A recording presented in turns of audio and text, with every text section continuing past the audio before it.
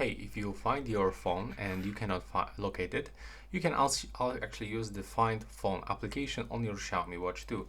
So you will have to click on this side button to open apps menu, and then from all of these apps you will have to actually scroll down until you locate Find My Phone.